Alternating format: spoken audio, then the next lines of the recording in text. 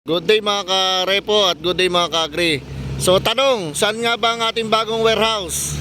Sabi nga ng taga Panamalayan, ere lang po, highway na yan, nautical highway, masipit.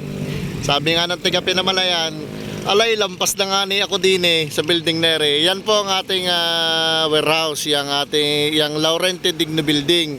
So sabi ng taga Panamalayan, ay lampas na nga ni kami dyan kanina, ay bumalik pa kami. Paikot-ikot na, hindi namin makita. Ay di yun lang yung tandaan. Tiles Home Depot, yun ang 5, papunta doon.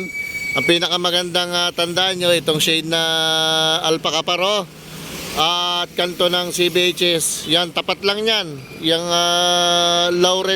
Laurente Digno Building. So dyan lang po ang warehouse ko. Yan, makikita nyo po yung tarpaulin na Agribank. So ayan, tapat kami ng Motolite battery. Tapos ayan, nautical highway lang mga idol. Madali lang naman pong makita. Yung building na yan, up and down. Yan lang po warehouse natin. Tapos pag dito naman sa bandang kaliwa, so ayan, pipitin natin ang camera.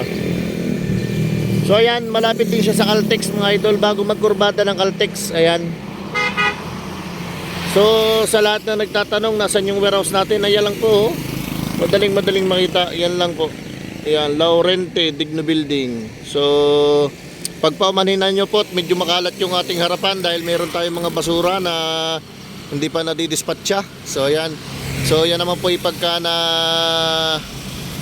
isaayos ay maganda na din po. So ayan. FC Tile Depot and tsaka yung Motorite battery hindi na kailalampas mga ka-repo. Ayan. So ano pang hinihintay nyo? Sa lahat ng nakakilala sa akin, sa lahat ng nakapanood ng aking vlog na Sir Mark Repo TV, pasyal na lang po kayo dito sa ating warehouse located sa Nautical Highway, Masipit, Calapan City, Oriental, Mindoro. Wala na po tayo mga idol sa salong. Nandito na po tayo sa Masipit, Calapan City. Ayan. Yan lang po ang paligid natin.